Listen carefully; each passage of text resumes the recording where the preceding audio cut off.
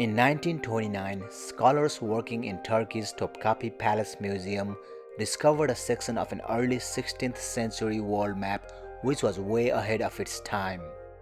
Known as the Perire Map, it was created by an Ottoman admiral and cartographer Perire in 1513. The map has since puzzled historians due to its seemingly accurate depiction of the Americas and Antarctica long before their official discovery by European explorers. To draw the map, Reis did not rely on personal experience of traveling or sailing as you might expect.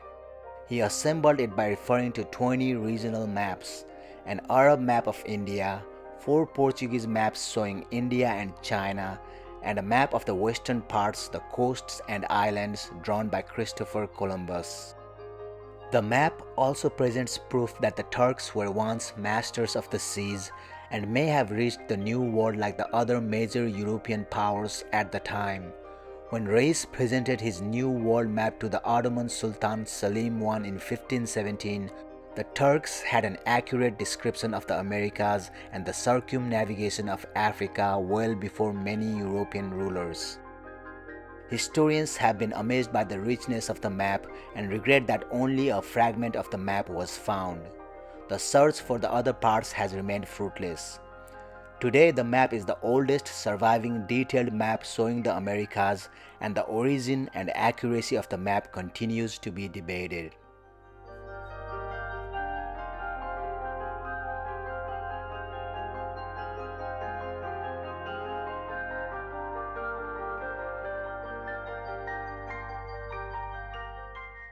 In 1952, a copper scroll was found by archaeologists in a cave along with other Dead Sea Scrolls at the site of Qumran.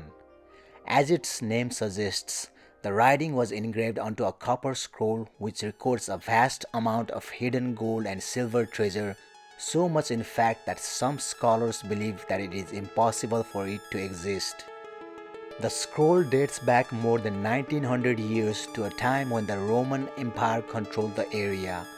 There were a number of revolts against the Roman rule at the time the scroll was written, and scientists believe that the treasure was hidden to prevent its capture by the Roman forces. Scholars have identified 63 separate entries on the copper scroll that describe the location of what is estimated to be more than 160 tons of hidden gold and silver. However, the translations are vague and unspecific.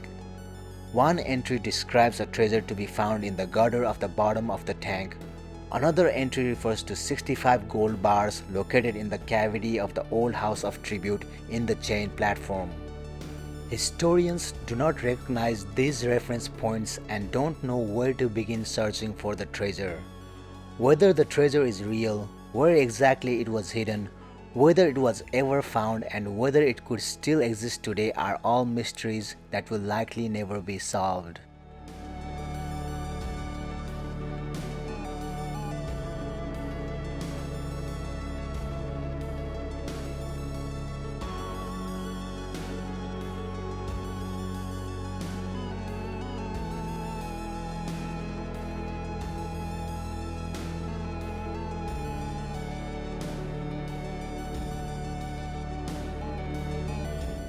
The Judah Collar Rock is a rock outcrop in North Carolina known for its ancient carvings and petroglyphs.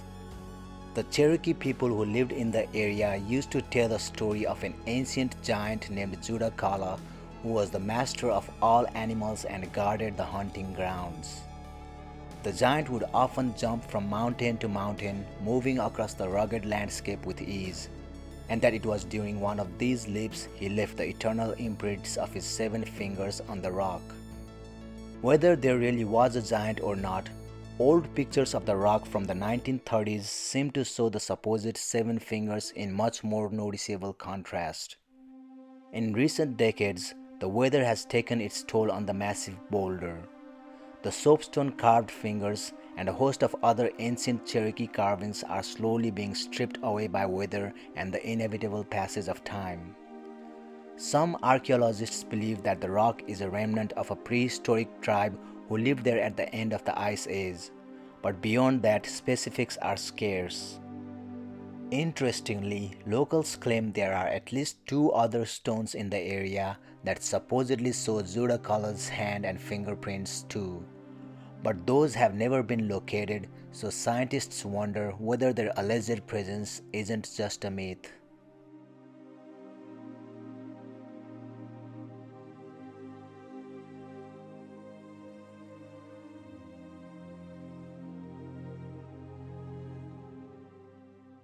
The Bible is the most read and one of the most influential books across the globe.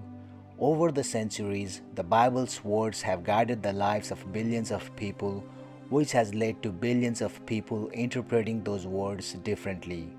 But who wrote those words in the first place?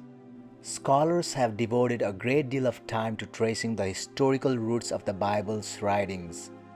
What they've found is that many of the names we have come to associate with the writing of the Bible may not have actually authored it. In fact, some may not have existed at all. Moses, for example, is commonly credited with authoring the first 5 books of the Bible's Old Testament: Genesis, Exodus, Leviticus, Numbers, and Deuteronomy. He is also credited with inscribing God's 10 Commandments in a stone sometimes around 1300 BCE. However, outside of scripture, there is little evidence to suggest Moses actually existed. There is also the issue of the book of Deuteronomy describing Moses' death and burial, which would be a bit difficult for a dead man to write. Rather, scholars have used internal clues, namely distinct writing styles, to create profiles of authors who may have worked on the first 5 books. The book of Deuteronomy and its authors especially stand out, as they often refer to Moses in the third person, use language that wouldn't have been used in Moses' time, and identify the location of Moses' tomb. There are of course other examples similar to this throughout the Bible, including sections allegedly written by Isaiah, Jeremiah, and Ezekiel, and each of the Gospels supposedly written by the apostles Matthew, Mark, Luke, and John. In the end, no one has been able to identify any specific individuals or specific schools of people who might have written the accounts in the Bible, and scholars believe it to be a work of multiple authors, all of which has been edited to produce the Bible known today.